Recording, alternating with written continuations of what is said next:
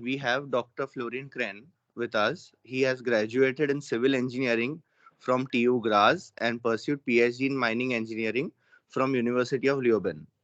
After completing his PhD, he has been associated with Geoconsult, where he worked on different aspects of heavy construction engineering with emphasis on tunnel design in all phases of a project. Since 2009, he is Managing Director of Geoconsult India Private Limited. Under his leadership, Geoconsult has provided consultancy services for oil storage caverns, road, rail, and metro tunnels. Geoconsult India, along with Dr. Crane, has always been a very strong supporter of TAIym in all of its activities since its inception. For this, we are very grateful. We welcome you to our webinar platform, Dr. Crane. Over to you. Thank you so much for this very kind introduction. The young members was always something we supported very much, because at the end of the day, we all want you to stay in the tunneling business and to grow there. So a little bit of support in the beginning is always required. So, and I'm also very grateful for having the opportunity to give a little bit of time for the young members for this webinar. And I hope that everyone can take a little bit from this webinar, and that few questions will come up. And to be very honest, it's a very broad topic, and everyone has to dig a bit deeper into that, because in say 1.5 hours, 1 hour, you can only scratch the surface. Yes, Doctor. So, sure. The question is now, is my presentation visible? Yes, your presentation is visible.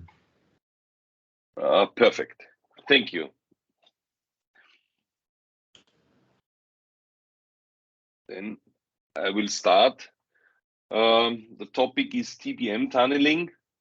I'll start with a brief overview, and then basically, since we are a design consultant, I'll go into the direction of associated design tasks, mainly in urban area, because certain things are not required, say in areas where you have higher overburden, then the tasks may change. So this is not considered here. So a short overview, introduction, short light of metro tunneling with the TBM, planning and design, and I put in here impressions that I've cut a bit, and useful literature or references I will also give, because there is a massive amount of freely available references to study, to see what all is required for the TBM tunneling. So let's get into the topic. Tunnel boring machines, they are around now since some time. When you look at these two pictures on the left-hand side, you see the fully built up hard rock TBM. And if you look a bit more in detail, you can see here the cutter head, the shield. But what is interesting is this here, because here we have grippers with some provisions for installing support, and then the whole back end trailer is also already prepared. So this machine is ready to go for some long tunnel. I would guess this was a picture from the Swiss Alps, so it's about a 10-meter TBM. The discs can also be seen nicely. And here on the right, we have something that looks completely different, but we also call it TBM. And that is very clearly visible, a soft ground TBM. I don't have any disc cutters. And my whole face support is happening here, and the shield is going through and through. If you compare it with that shield is going through, and that machine will most probably be for some of the metro tunneling sites all over the world.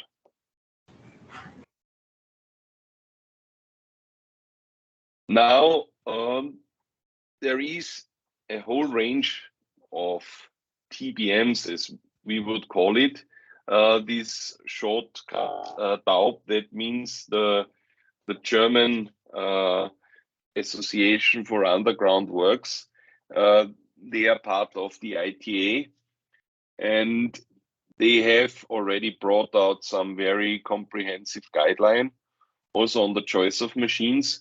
And this is how they subdivide the different types of tunneling machines.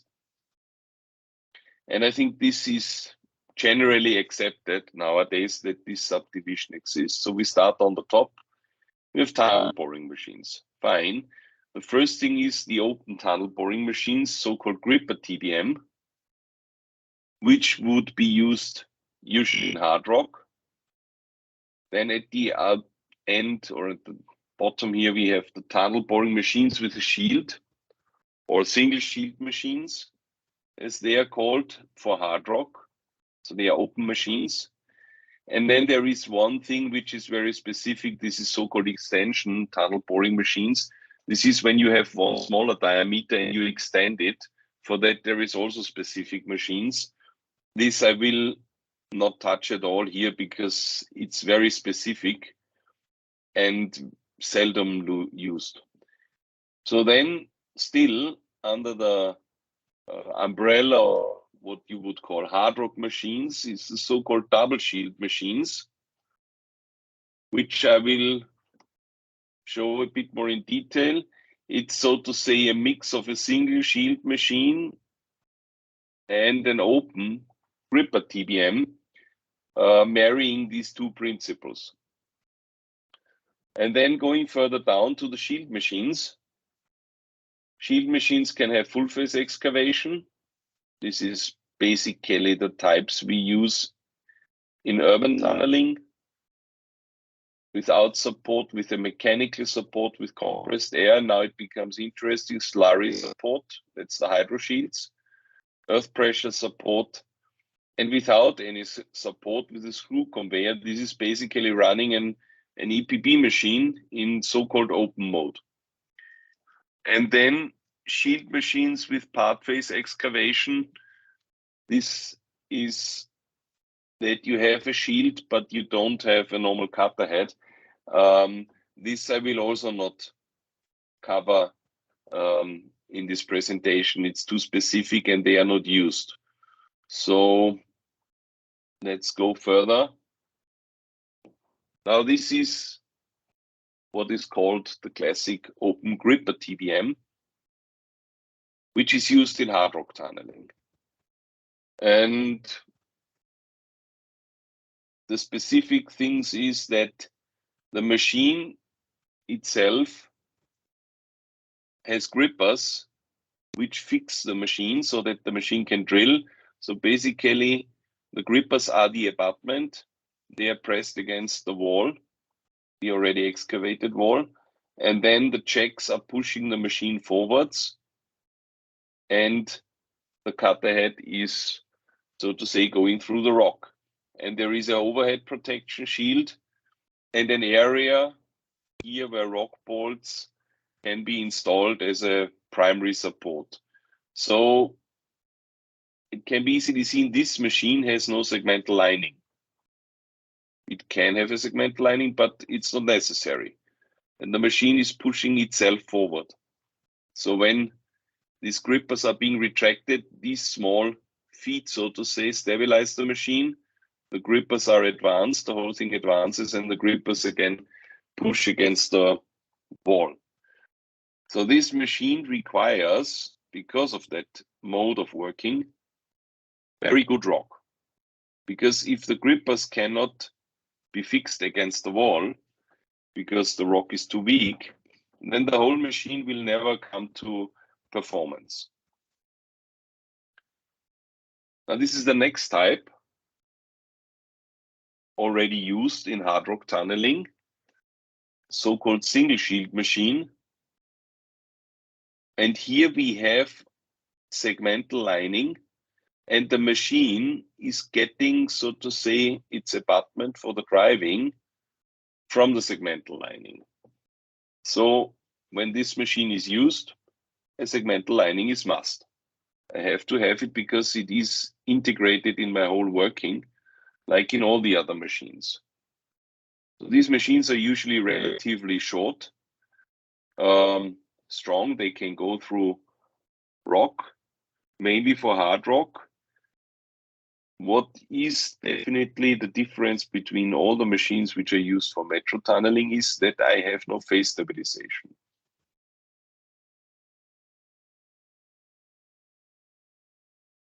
Coming to the next type, which is the so-called double shield machine.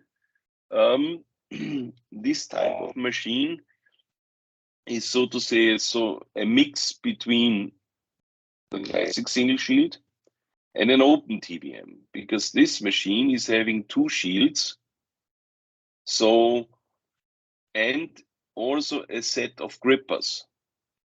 So this machine can work using the grippers against the wall. Then the grippers are fixed, the shield is pushed from the grippers forwards, and segment installation can be done in the back. But the segments are not necessarily used for the checking or for pushing the machine forward. For that, we have the grippers. And if the rock is not favorable, so the grippers would not work, the machine can push. Actually, your screen is not being shared. I think. What is happening? Oh, okay. Yeah, there was something. Okay, I'm sharing it again. No problem. I think now it's here again. Yes, now it's visible. Sorry, when did that happen? It just right now? Just happened, yeah. It just happened. Okay, sorry. Okay. Then very brief. Here is the grippers in the double shield. Here is the checks, which can be used with the grippers for drilling. And here is another set of checks, which can be, while the grippers are fixed, be retracted. So segment building can go in one go during the drilling when the grippers are used. And if the condition of the ground is not good, one can use, so to say, also the lining to push forward. The only shortcoming of that machine is that this shield is relatively long. It's basically two shields. So if I have ground which is having some time-dependent behavior, I need to have some measures that the convergence will not catch my shield, so to say, especially the rear shield. Usually these shields are then a bit conical, and the diameter reduces towards the end.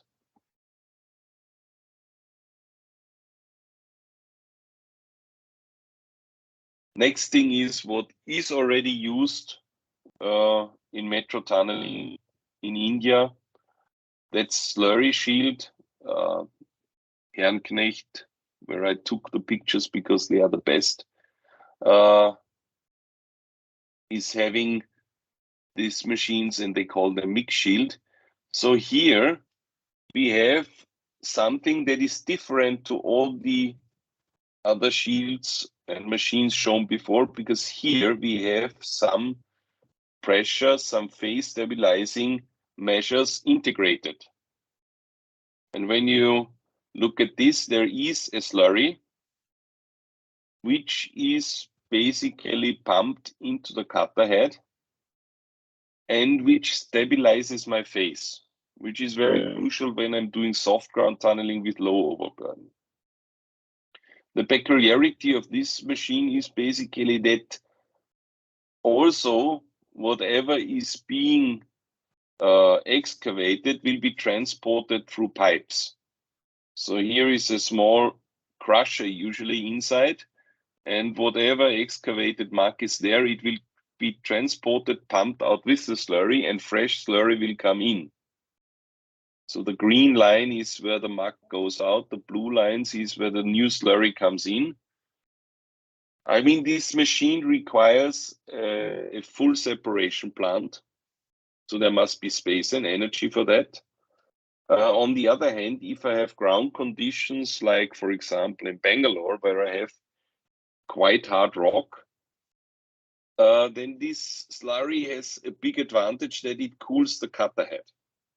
So there is always a liquid coming in, which is cooling the cutter head and reduces, therefore, the wear and tear a bit. And the other very popular machine, and I think it's most of the TBMs used in metal tunneling in India are basically earth pressure balance shields. So for this one, a bit more details. Again, the cutting wheel is there, and behind this cutting wheel is the excavation chamber. And in this chamber, whatever is marked out, so usually it is soft ground, sand, silt, is being conditioned and is used to exert pressure against the ground. So that means I have this cake inside here, which is, so to say, conditioned with foams and other chemicals, which forms a paste which is holding against the ground, which may want to push in, including water pressure. And then this material is being mucked out with a screw conveyor, so to say, like this, and then dropped onto a conveyor belt, and then the conveyor belt can run through, or there is some mucking cars inside the tunnel, can be rail, can be on normal tires, and the muck comes out. Now, one more detail here. You see here is an airlock, because when maintenance is done in the hydro shield and also in this one, the chamber is pressurized so that no water comes in. And therefore you need an airlock. In some places in this bulkhead, there is also an air bubble on top, which helps to basically stabilize the pressure and not to have any pressure peaks. So thrust cylinders, like in all TBMs, which rely on the lining as the abutment for driving, you have them here. The rector is there. Here is the tail skin, also with these brushes, which are there to keep the water out of the shield, and the backfilling pipes for the grouting, because there is a gap between our segment ring and the cutter head, and that has to be filled very quickly so that we don't get too much settlement. And for those who want to go into more details, the HK website is having interactive diagrams where you can click onto each and every part of the machine and get the detailed description, what it is for. Now, I think the most important thing when we discuss about earth pressure balanced and slurry shields, because both are used in urban tunneling extensively, is really how they work. I gave already a short explanation. I mean, this is, so to say, a bit more in detail. We have the slurry coming in, the slurry fills the chamber. The slurry also outside creates a cake so that the pressure is maintained, which is especially important when you have a bit gravelly ground with higher permeability. And then the material is marked out. And here is also standard in the slurry machines is this air bubble, which is basically like a damper if there is any pressure fluctuations. In the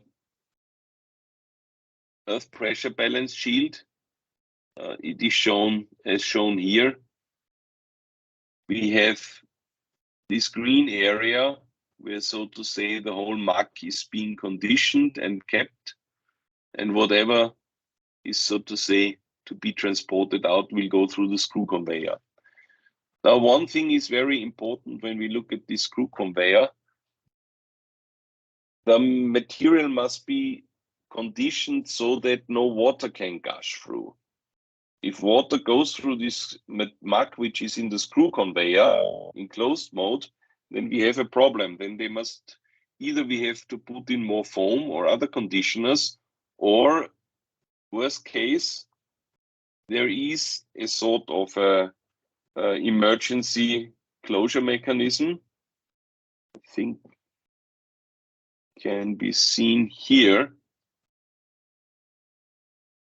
where the screw conveyor can be completely blocked. It's like a lock, which is being closed when, so to say, the conditioned soil in the screw conveyor cannot hold back the water. Because otherwise we have instability at the face, because the water flow cannot be stopped by the screw conveyor alone. There must be always some material, conditioned material, this muck paste, to keep the water out.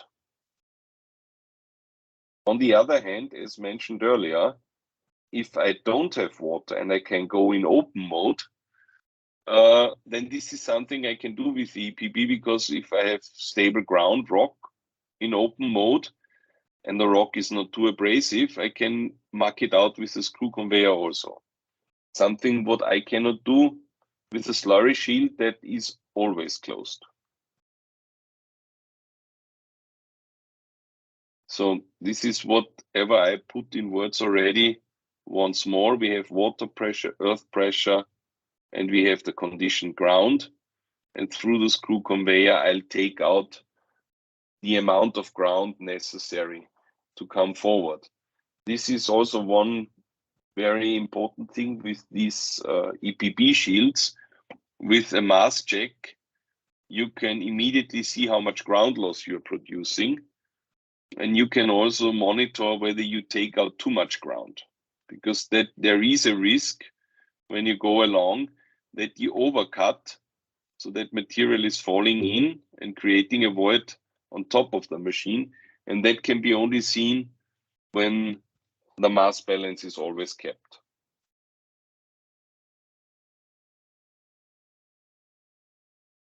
So now, short comparison, slurry or EPB. I mean, one thing is very clear. Slurry shields need a separation and treatment plant. EPBs do not need that. Then with the EPB, you're a bit more flexible with the mucking.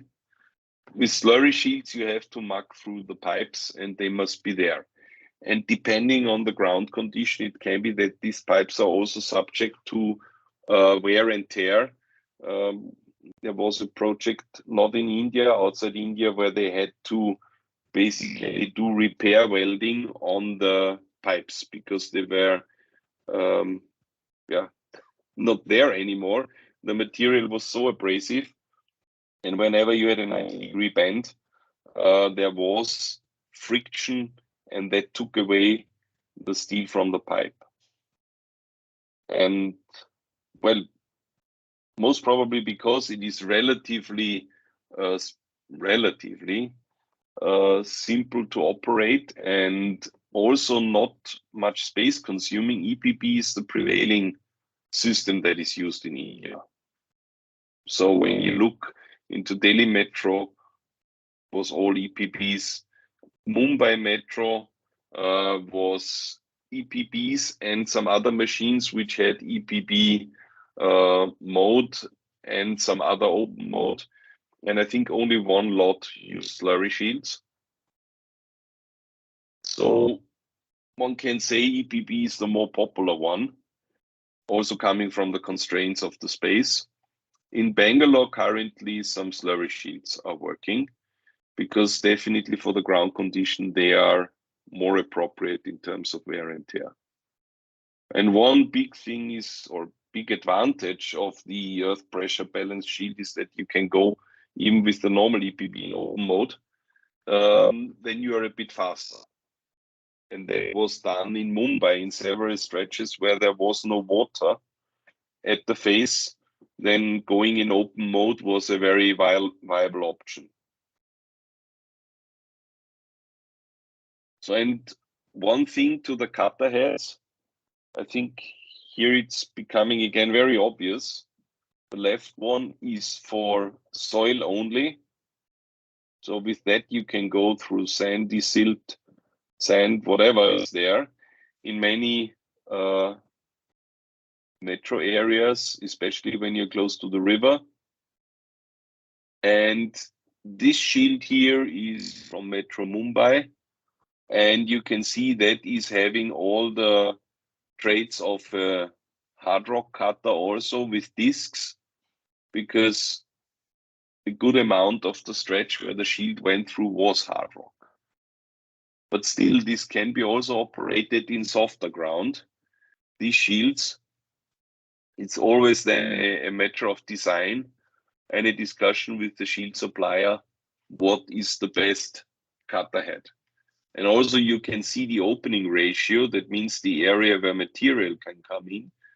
On this rock cutter head, it's relatively low. And here on this EPB shield, it is very high.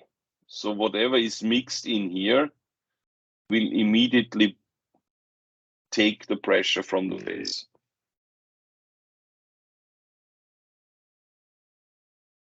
So, and just to give a brief idea what such a cutter head has to endure, left-hand side is at the start when the machine was lowered, and on the right-hand side is how the cutter head came out after driving.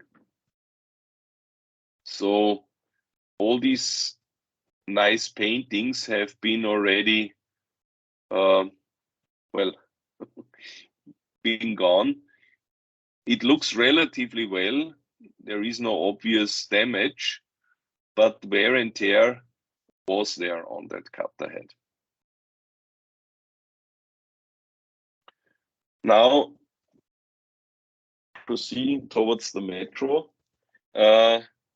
one thing that is something quite peculiar nowadays is that we can say that we have a standard metro ring.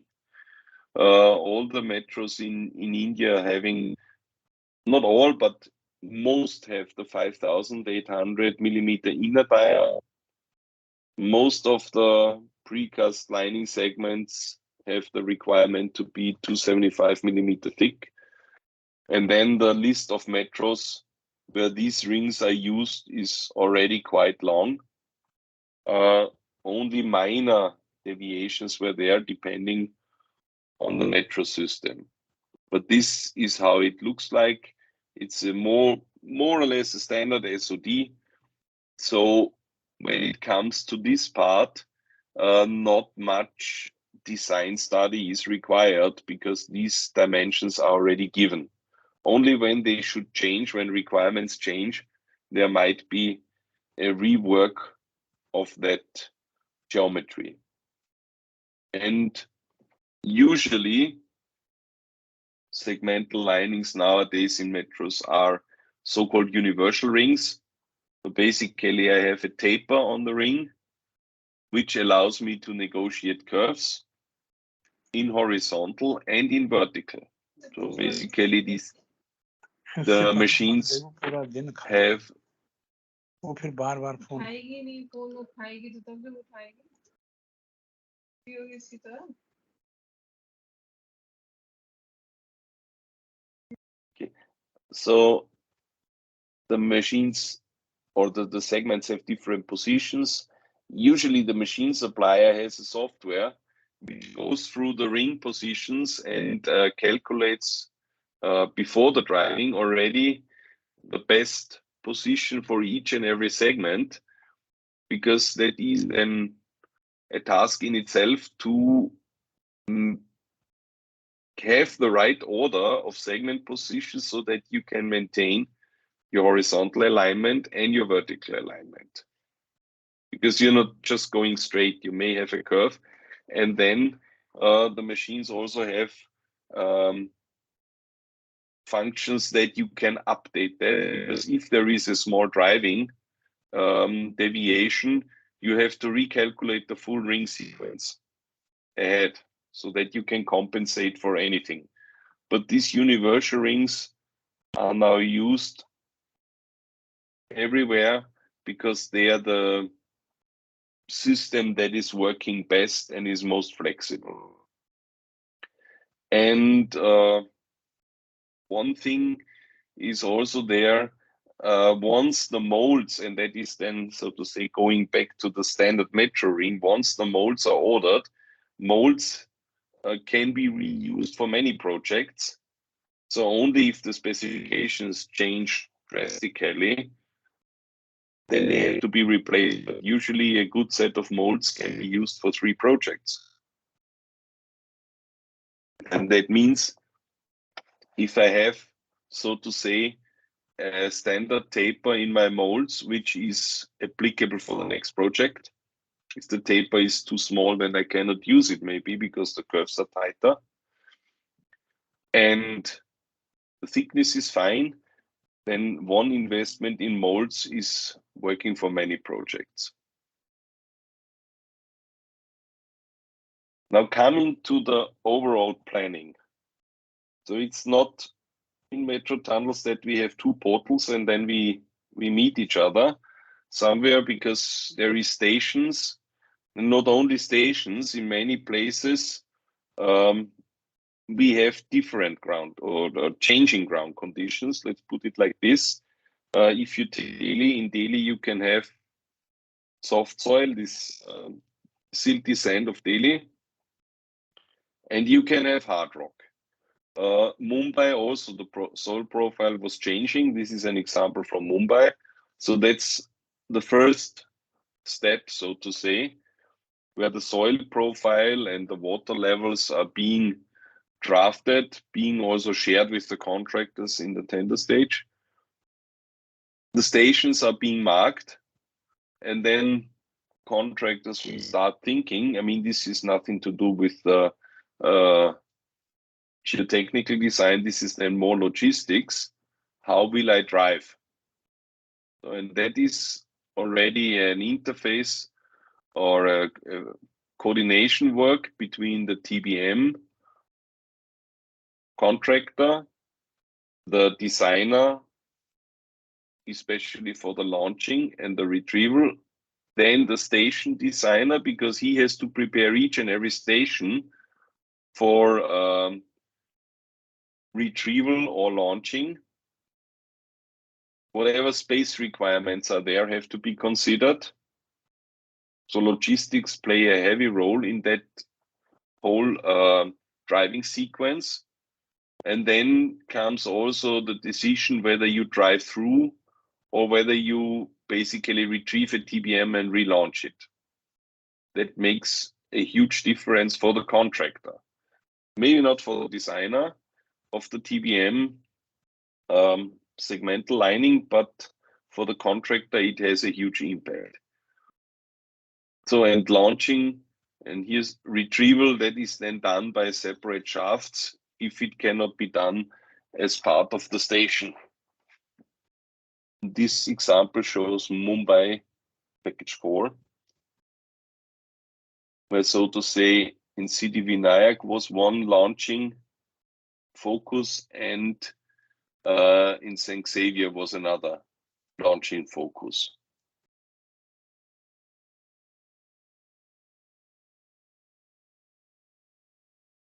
And then, so to say, the point where the designers are coming in again. I mean, this L section is already stemming from a GAR, where all the drillings, the exploratory drillings, ground investigations are being, so to say, collected, summarized, and put into a drawing.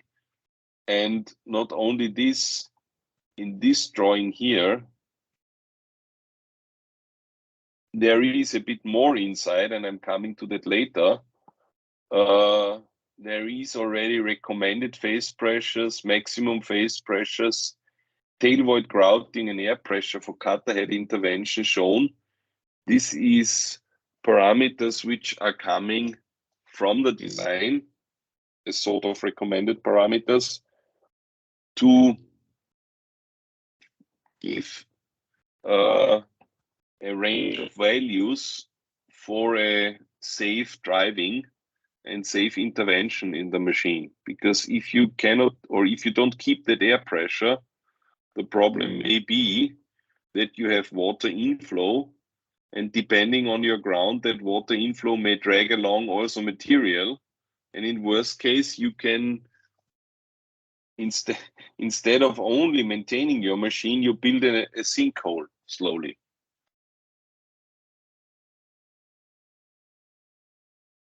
Now, I think that was good enough for the introduction, and slowly coming to the metro tunneling. Now coming to the design tasks for the metro. I mean, we have two main things where the designer is putting his efforts in. I mean, one thing is the lining design, which is usually the more obvious, what everyone sees. But then we have also what I call the driving design, and that would be phase pressures, grouting pressures, intervention air pressures, as already mentioned. Now, lining design, there is already a number of recommendations, and I can only recommend to go through them. ITA has published guidelines for the design of segmental tunnel lining. The Germans, which is also an ITA sub-organization, have produced recommendations for design, productions, and installation. And there is a code of practice from the UK, which is also dealing with the design of concrete segmental linings.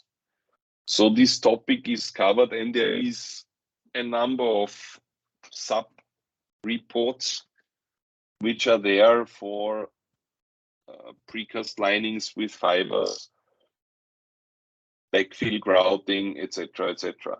So I would really recommend go to the ITA website, because there is a real big collection of up-to-date papers. Now, from the ITA guideline, lining design, what is to be considered? So it's not that we only look at the lining design like we would do in a casting situ lining, where we look at the final product mainly, but here we have production and transient stages, which have to be considered in the design. Because it starts when we demold the segment, there will be forces on the segment during the storage, during transportation, during handling. And then this all is covered by some load factors, which ITA is proposing. Then comes, so to say, after production, the construction stage. Now all our machines are pushing against the lining.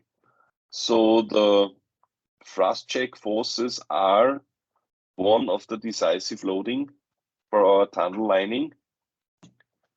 Then comes tail skin back grouting pressures, secondary grouting pressures, and in some cases, the TBM backup load, because behind the shield there is another 100 meters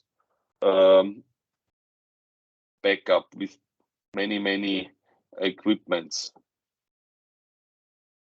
And then under point 6, finally, we come to what we would usually see in the geotechnical design as our lining design. That is then the ground pressures, groundwater, surcharges. Then in the radial joints or longitudinal joints, the bursting loads that is to be looked into so that they are not damaged. Loads induced due to additional distortions, that is to be seen always, depends on the driving, and other loads. So compared to a normal design of a cast in situ lining, we have two big areas which are, so to say, extra. Now coming to that, we have the demolding done here with a vacuum lifter. Again, these forces have to be checked on green concrete. That's the thing where the concrete has no strength whatsoever, or very little, let's put it like this. Then comes the stacking. How much distance is there between the blocks so that there is no issue with the segment? Transportation, yes, and handling is basically to look also into these inserts which are there. Now, coming to the thrust check forces, I mean, it's very, actually very simple what these forces are. I'm having groups of checks which are basically pushing my machine forward, and they are pushing against the rings. So I have relatively high forces introduced locally, and these the segments should not break when under load. That means that I do have a development of stresses which I have to get under control. And as written in the guideline, there is simplified approaches, there is diagrams, and even finite element analysis to get an idea how these checking forces will load the segment and where do I have stresses which are, so to say, disadvantageous for my concrete, because I'm still using concrete for my segments. Concrete has a very good compressive strength. So in compression, there is usually no issue with these checking forces. But then, so to say, together with the compression forces, tensile forces will develop. And that is the so-called tensile loading that has to be countered. Concrete itself, especially higher quality concrete, has a tensile strength. So in many cases, this is sufficient.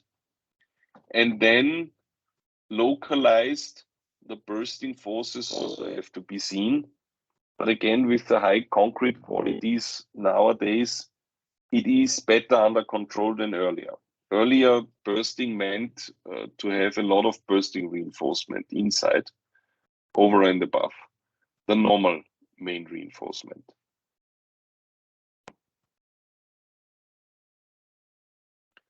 Now the tail skin grouting pressure is shown here as a diagram, and usually it is not a very decisive load case because it is quite uniform, and in many cases already these load cases already covered with the normal ground load. So good to check, but in this specific case, it will not give you or will not have much impact. Let's put it like this: there is more decisive load cases, but this one is more important as a load case, and that is basically after some time the secondary grouting will happen. And secondary grouting is really to have the last voids closed, and secondary grouting also has or is done with the objective to balance out anything that might not have worked nicely during the driving. Here it's shown that there is in the crown some, so to say, gap. And when you look at this, it becomes very clear that this also helps to mitigate settlements. Because if I'm having some voids and cavities above my tunnel, over time it will be filled with material, and that material can only come from above. So, and that means it will settle downwards. A proper backfill grouting can do some mitigation on the settlements also. And the secondary grouting is usually done through the rings. There is a grout plug, which is at the same time a lift for lifting socket for installation, and which has also a no return valve, and through that grout is being applied to fill whatever voids are there around the segment. And each segment has one grout plug, so one can not only take one position, one can in total have 6 positions where you can grout. And for the structural engineer, or for the one who is doing the structural check, it means that he has to check with such a loading that we have, so to say, a triangular load which has a certain maximum grout pressure. And that basically shows now what is the interconnection of different design steps, because when the usually within the phase pressure calculations or in this whole package, there is also the maximum grout pressures, and they have basically 2 values. One value is how much phase pressure do I have. I cannot go with my grout pressure higher than the phase pressure, too high, because otherwise I may have grout coming into my face. And on the other hand, I have a certain limit for what the segment is designed in terms of grout pressure. I cannot go beyond that, except I take the risk that the segment may be damaged, or I'm having so good monitoring for this specific case that I can say, okay, I go beyond that and I monitor the behavior of the ring so that I know very quickly where I have to stop.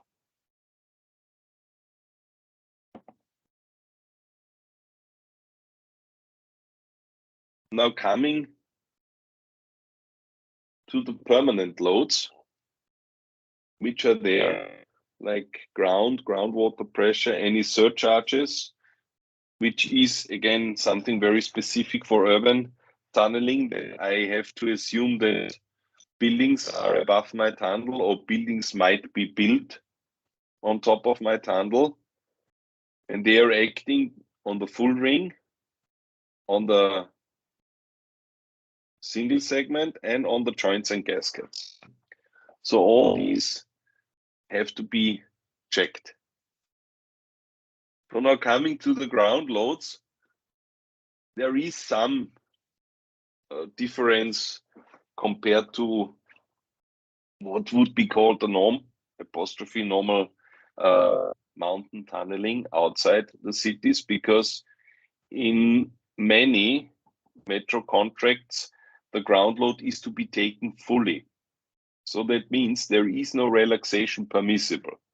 What we do in rock tunneling, that we say, okay, we let the material relax even in our design calculations, is not admissible in many of the metro employers' requirements. Then, when we take this whole thing one step further, the overburden and the coefficient of side pressure, the K node, determine our stress level, and also the uniformity, in the sense that I'm having horizontal stresses and vertical stresses. And at the end, I'm having a segment ring which has to balance out these two stresses.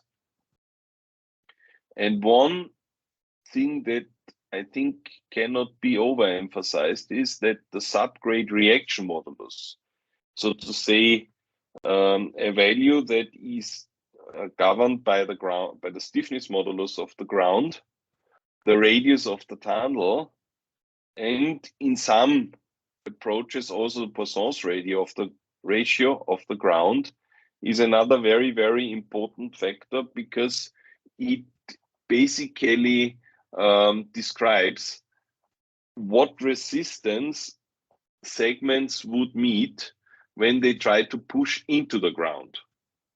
So we have to see two things. From the top, usually the load will come and the segments will start, in the ideal case, to overlies, and that means that part of the segment will push into the ground.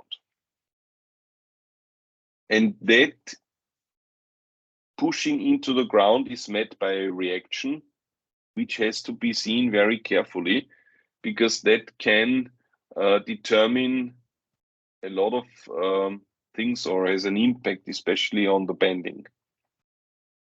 So, and usually the sectional forces are determined from the ground load and the groundwater pressure in one go.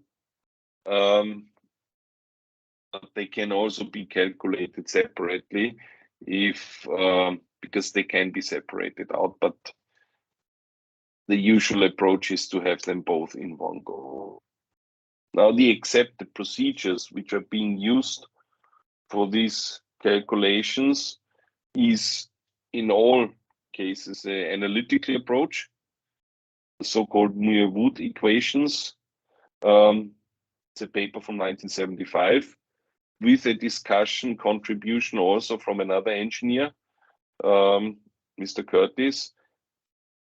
And in the German-speaking countries also there is a publication or several publications from Mr. Dudek and Mr. Erdmann.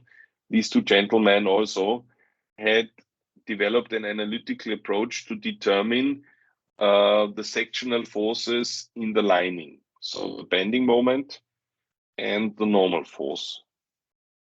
Then the other accepted procedure is to make a beam spring model with any structural software, whatever is available. And one of the standards nowadays is that we have a numerical calculation either with finite elements or with finite differences to see what is the load and the sectional forces coming from that loading onto the ring. I have to say this is all on the level of the ring. There is no requirement to model each and every segment separately. And it would also not make too much sense because we have quite a good number of positions. So one has to run several analyses with no additional gain. So now coming to finite element analysis, this is the model for the twin tunnel before anything happened. Already the surcharge is shown, which is 50 kPa, which is a standard value in many metro requirements. And then we have, so to say, also shown here nicely the different ground conditions which are there with the material parameters, unit weight, etc. And that, so to say, would be the starting point for the calculations. And at the end of the day, as you might have seen already, this is the result. In this case here, it's about the bending moment in two adjacent tunnels. This is something which can be done with the finite elements much better than with any analytical solution, because I can assess what happens in the first drive. Say that right-hand tunnel was the first drive. The first drive tunnel will get a bit more loading than the second drive, because whatever changes between first and second drive must be endured by the lining of the first drive. So, and that brings me to this very short comparison. We have on the one side the Muir Wood as an example for an analytical solution. It's simple to use. It's an elastic solution. What is, I think, the highest plus point for Muir Wood and all these solutions is that they can be integrated into an Excel sheet or into any, so to say, tables for repetitive analysis along an alignment.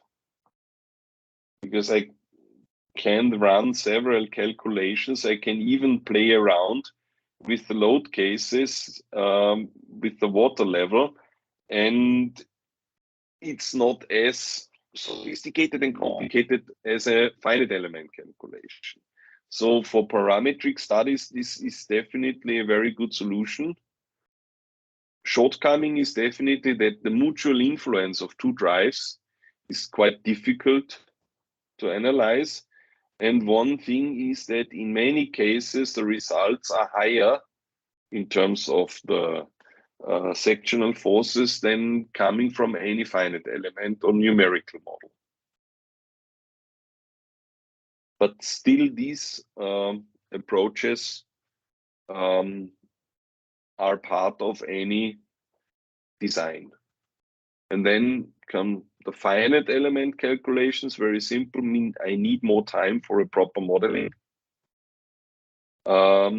They are definitely more parameters to be considered, which can be very interesting because also nonlinear soil models can be taken into account.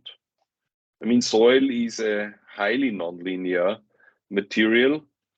So a nonlinear model like a strain hardening model will make a lot of sense if I have the basic parameters to operate it usefully. Because otherwise I might be having a calculation which looks very precise, but is completely wrong because my basic parameters are not correct. But there is many benefits. And what is definitely the big plus point is that the tunneling influences on the sequence of tunneling, complex situations like tunneling close to a station, after the D-walls have been done, before the D-walls have been done. All these situations can be simulated with numerical modeling. And that's why, especially when I have a heavy built-up area where I need to take into account certain things, I'm better off when I do also one analysis of that complexity. So then coming to other loads which are to be considered in the segmental lining for the metro. I mean, fire incidents, that has to be considered, but usually simplified methods because I don't have good trains in my metro network. I don't have carbohydrates in my network. So my fire loads are comparatively low. And a simplified method like given in the Eurocode 2 is deemed sufficient for that analysis, because usually I just want to see, is my cover good enough? I'm having a reinforcement. Will this segment withstand so that I have no problem in terms of stability? Then the other point is definitely, well, sometimes under discussion, but seismic design is also there.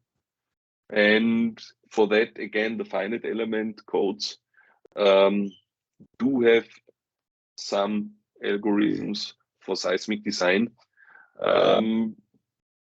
Usually it's not the governing load case for tunnels, also not for TBM tunnels, but it will be considered and should be considered to have everything in place and everything checked.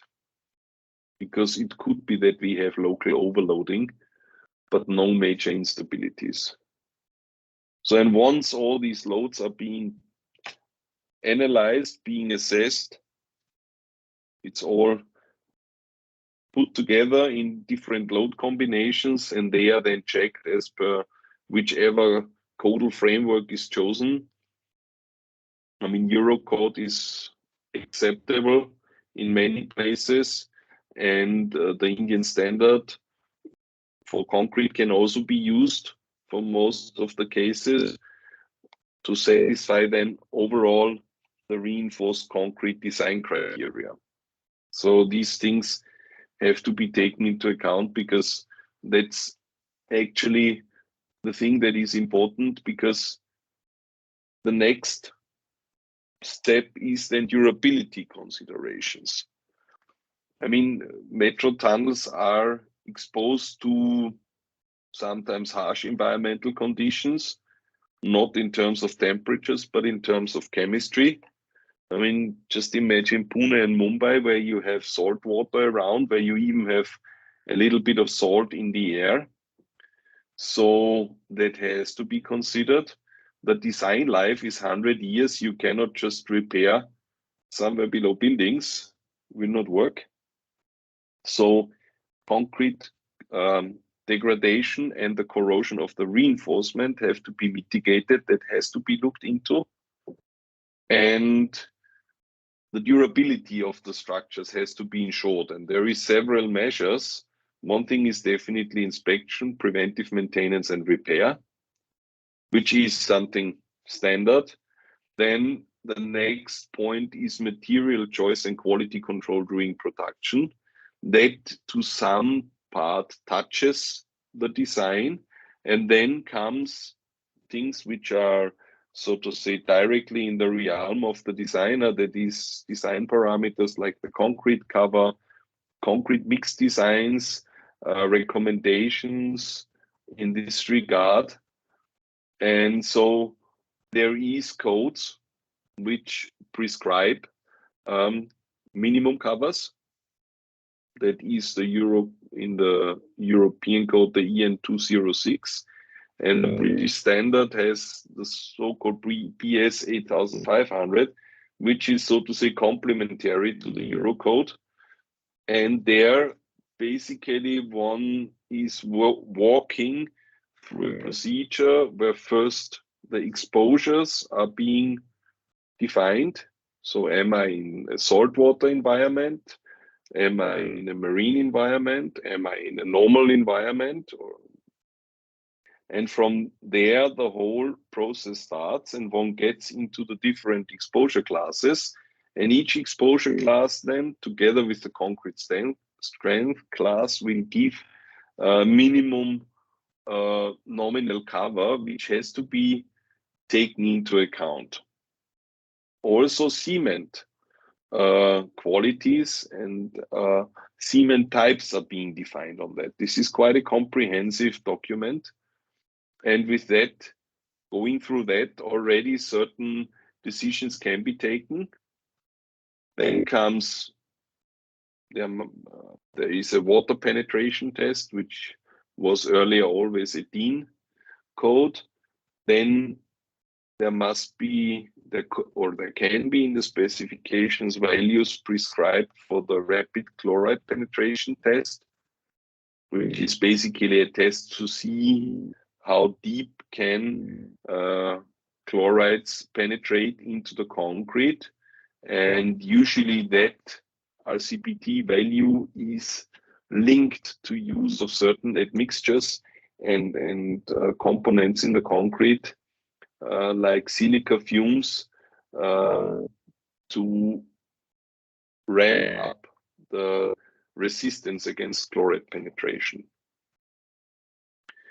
These are also usually given in the employer's requirements. And then, so to say, when all this is done as per the codal provision, it may happen that clients ask for a durability analysis, and there is a software tool. The name is mentioned here. It's Live 365. It's free of cost. You can download it from the internet, and it basically allows you to analyze when you have a concrete cover and the thickness of a wall to see at what time will the chlorides penetrate so much that they induce corrosion. And based on that, the design life can be estimated. I mean, the whole background is coming from the International Concrete Federation, FIB, but this is, so to say, the tool which can be used by the designer. And you can see that here it's just the base case was normal concrete, and in the alternative, the water cement ratio was reduced. There was slag added, silica fume added, and then the design life went up. I mean, this is here numerical values 150 years plus, but it basically means that from the probabilistics, there will not be corrosion in that depth at a certain point of time. Now we have checked, so to say, the ring. Now we have to go one step down. The bolts have to be checked, or whatever is there in terms of connectors on tension and shear.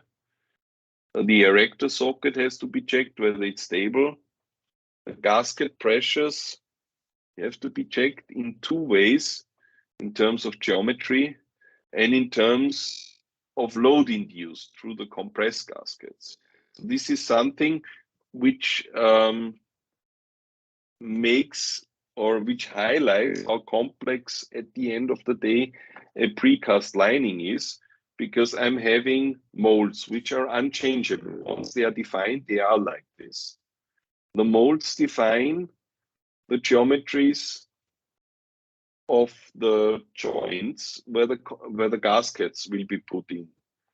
Now, this cannot be changed. What can be changed is the gasket material. And there is gasket suppliers who have relatively stiff gaskets and gasket suppliers which have softer gaskets. And it makes a huge difference, because a softer gasket will not develop that strong resistance against compression. That means the load for the design is also less. And when you think of the two rings being pushed together, I'm having the gaskets there, it makes a difference if the gasket develops, say, 20% less strength, because at the point after the the ring has been erected, the bolts are fixed.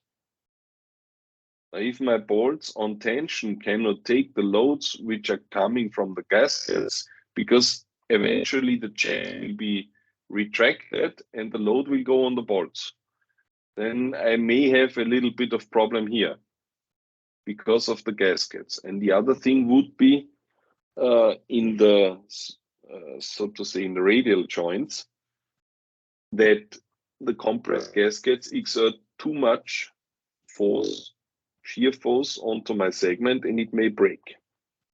So this is something which at least has to be checked, that it fits into the whole system. And then one quite important structural check is to check the joints, the radial joints and the circular joints. So circular are the ones which are basically subject to shoving loads. Then their governing load cases are usually over.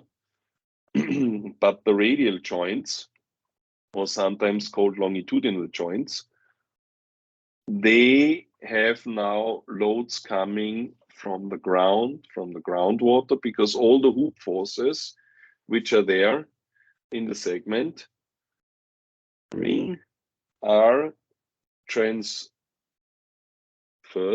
or not through this joint. Now, coming to the joint stresses, this would be stresses for a flat joint. It's completely flat. You can see this would be for the gasket, it's the inner side, and how the contact is going, there is a normal force, there is an eccentricity. Either the joint is fully compressed, that is good. This is not so good when the joint is not fully compressed, because how will then the loads be transferred? Only with very low loads this will work. So this is taken from this ITA guideline, this sketch, but this is something very important because it is also depending on how the geometry of the segment is at the time of the loading. Because if I have bird's mouthing, this here is called bird's mouthing, that the joints are opening like a bird's mouth. I do get concentrated loads in one place, and then I might have trouble, so to say, transferring the loads from one segment to the other. Now, one thing that is done very often in metro tunneling is then that we take a convex joint. You see, you can see it only very slightly. The two ends, also in the molds, are convex. So if there is a slight rotation around that point here, where the bolt is sitting, there is not, there will be no moment introduced. It will be still a contact force. So the design then has to go for a concentrated force transfer, but it's not that I'm getting here, like in a flat joint, bending moments inside. So this is one thing which is very common in this metro tunneling, that we have convex joints, which allow a little bit of flexibility and take advantage of the concrete compressive strength. And you can see here what I said earlier, this gasket groove, which is there. Now that is also compressed.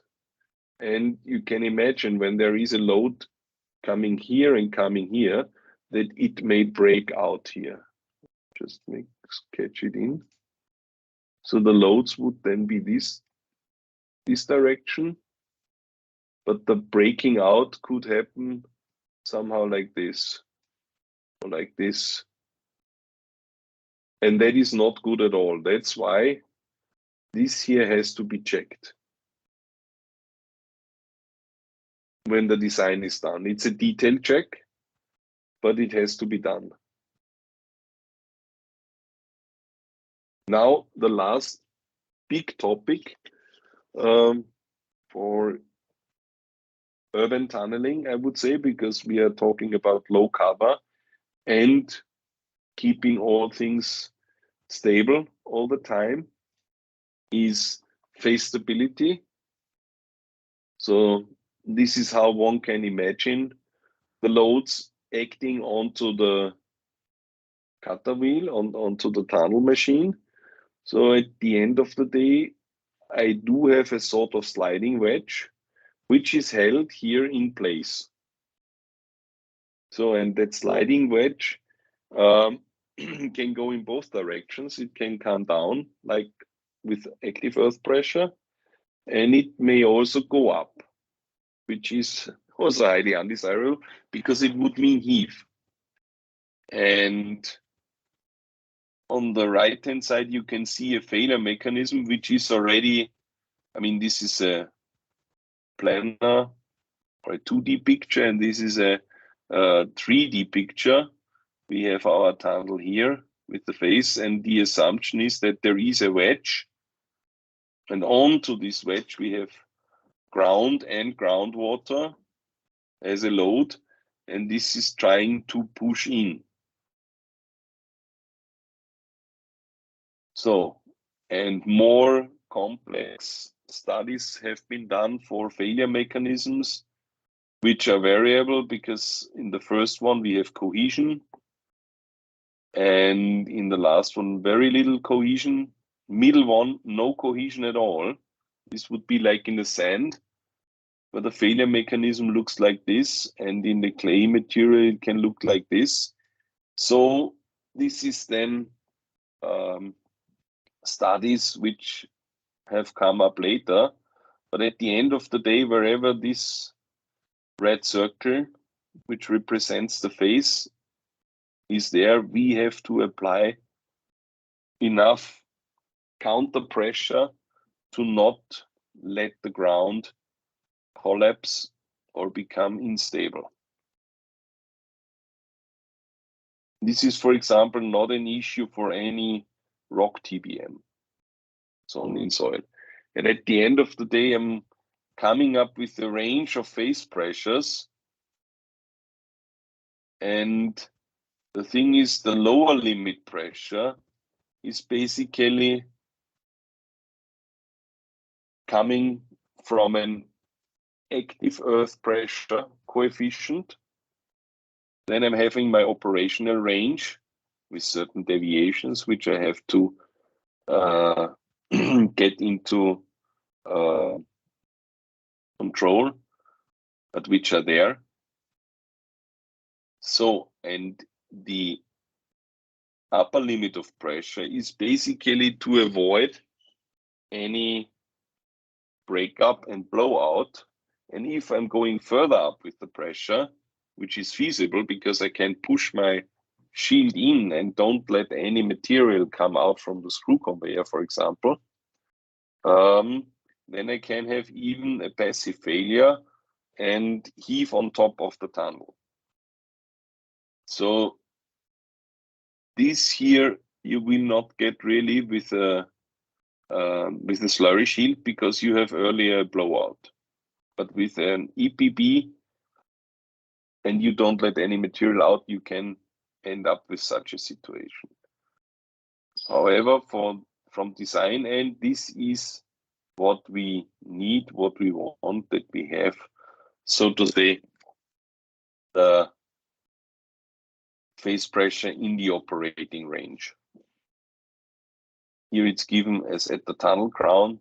Usually there is three sensors, at least three sensors, one in the crown, one in the sidewall, one in the invert, to see how the phase pressures are developing during driving.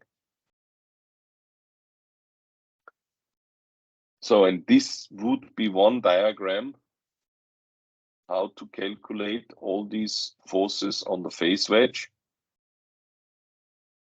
It's taken from a TAIym guideline, which is a guideline only for the determination of phase pressures. So you can see what all is being taken into account. We have the vertical load from the ground, we have the water pressure. There is, and that is shown by these arched arrows, a sort of arching or silo effect, which can be taken into account if you do the determination of the vertical stresses with the Terzaghi formula. Then you have a sort of a silo effect already inside. And then the different values coming and from ground parameters like friction, like cohesion, which all in all together will give, so to say, a balance of forces which has to be kept. Now, one thing that is coming and which is not shown here, some formulas, also the formulas of Anagnosto and Kovari, they are taking into account some seepage forces, because at the end of the day you can be completely watertight, but you can have a little bit of seepage, and seepage means also seepage forces, which on the other hand will reduce the water pressure at the face, but you will still have the vertical pressure. So this has to be taken into account, and also what is allowable in that. So these are the recommendations for support pressure calculations, and then the two main papers which are generally accepted. There is even more in that guideline, which is very comparatively new. Let's put it like this. You can find other approaches also, but Anagnosto and Kovari are in this respect a reference for the phase pressure calculation.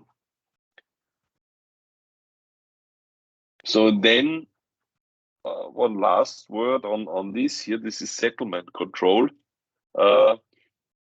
which is paramount in urban environments. So the phase pressures and also the ground loss, what we calculate, are the influencing factors for the settlements. Because earlier I'm taking a ground loss into consideration for my settlement calculation, but then I have to see that I can maintain this ground loss, what I assumed. So then the phase pressures come into the picture and other measures.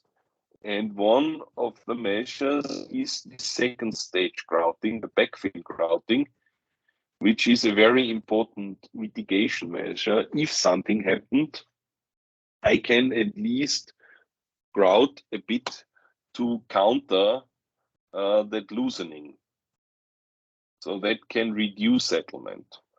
And usually in a calculation sheet, that must be considered, that what would be my backfill grouting pressure if I want to keep the whole thing, say, elastic.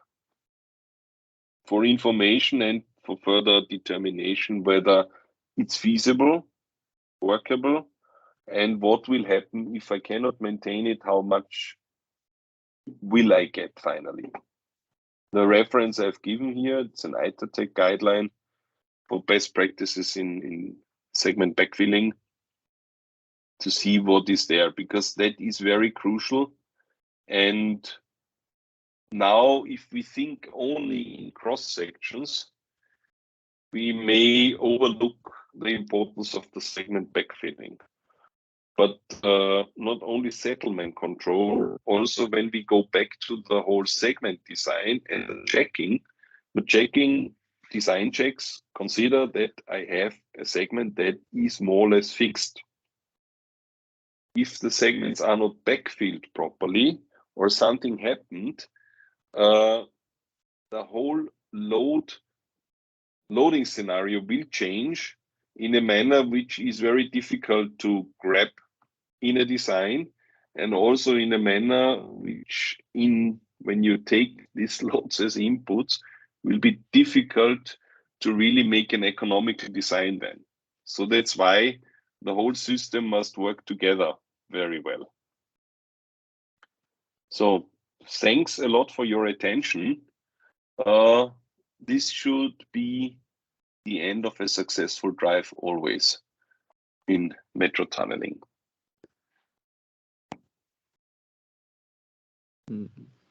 I think I will hand over to you.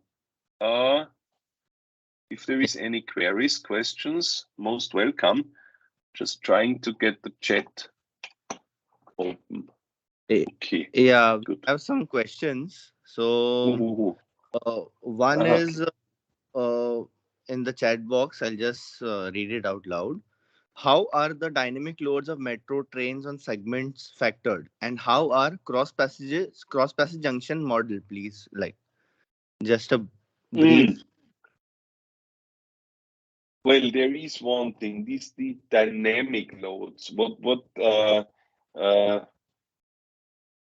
load of the trains is there, but it's usually so small compared to the other loads that it's not considered. We sometimes consider the first stage concrete, yes. What was the other one? Cross passage junctions. How are they modeled?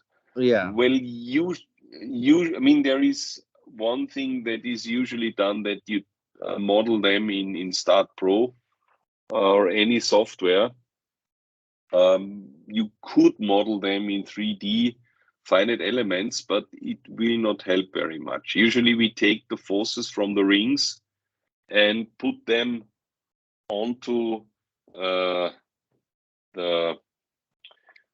steel frame, which is integrated into that opening. So in metro tunneling, you basically have first the rings to support adjacent segments. You open one segment ring, maybe you open 1.5 ring, means you cut a little bit in the other segments. and then you put in a steel support ring as a final support, which transfers the loads, and that's how the whole thing is modeled. So yeah, the next question is from Mr. Tushar. So he I said, think there was one question was about drive-through procedure, or is that already clarified? Yeah, we have On top. from Mr. Siddharth, please brief about the TBM drive through procedure adopted for passing through UG stations.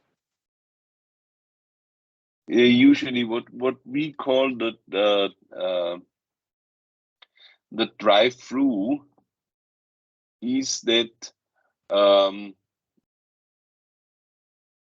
D-walls are already there, and the machines are, so to say, driving through, but the excavation is not yet done. That would be a drive-through situation.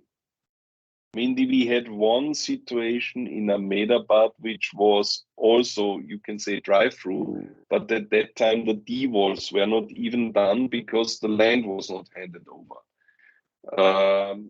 That was again something different because then we had the normal driving, but had later on to verify through design what measures are to be taken that the tunnel will remain stable. I mean, it was nothing really big at that time. So this is for the really drive-through procedure. Usually you would have already your D-walls ready, your station box, but you have not excavated the same. And then you drive through. So from the segment point of view, it's not a big deal because the segments will be taken out later on and usually even broken. So if we know it, we can put in sacrificial segments with lesser, so to say, specs. And regarding this SOD, that is a very good question. In India, there was a time when every client had a different walkway width. Now it's being standardized slowly. So if the client gives the SOD, then this is to be followed. So you may find different drawings on different metros because it's also an evolution, what is happening. And this. And we have the question about phase pressure calculation also done by Proctor and White method. So I think it's just a reference, I guess. And any recommended pressure range for backfill grouting in EPV TBM tunneling? See, I mean, usually the design foresees that you have 500 kPa maximum pressure because that's the design case for the segments. That's 5 bar for the backfill grouting. And the lower value is coming from other boundary conditions, but the pressure range is to be calculated. There is no recommendation. There is a calculation. Like what we do as engineers, that we calculate the things and then put them into a sort of breakup.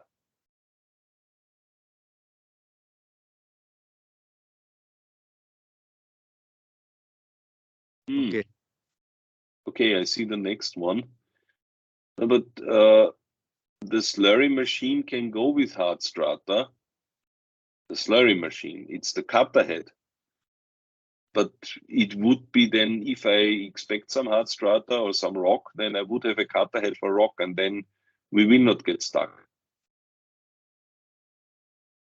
I mean, the thing is, I think my screen is still visible. I will just try to go back to this thing with the cutter heads.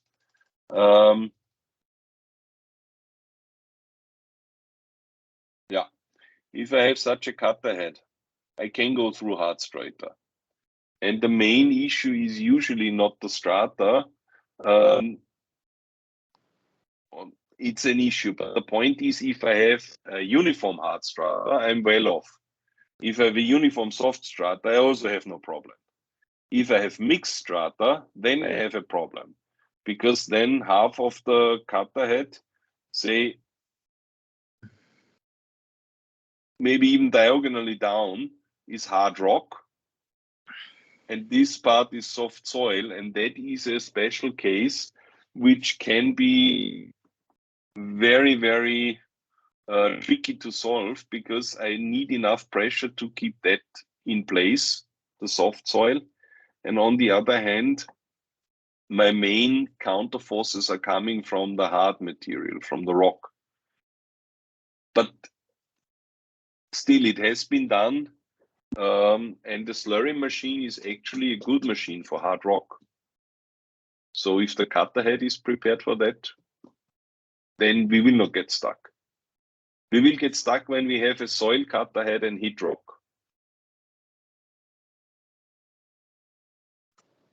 Okay, so any more questions from the participants? So I guess we don't have many questions for now. So thank you, Dr. Krenn, for your wonderful webinar on this brief overview on TBM tunneling. I'm confident your experience will be very helpful to everyone. And to the participants, I would like to inform that all our past webinars are also available on YouTube channel, and this webinar will be uploaded shortly. And once again, thank you, Dr. Krenn, for sharing your experience, and thank you for joining. Well, have a great weekend. Most welcome. Thanks. Same to you. Have a very great day. And yeah, let's hope that we meet again in person. Yes, yes. All participants, and we can exchange certain details which can be covered in such a webinar in a short time. Sure, sir, sure. Thank you. Okay. Thank you so much. Thank you. Thank you. Bye. Thank you. Bye-bye.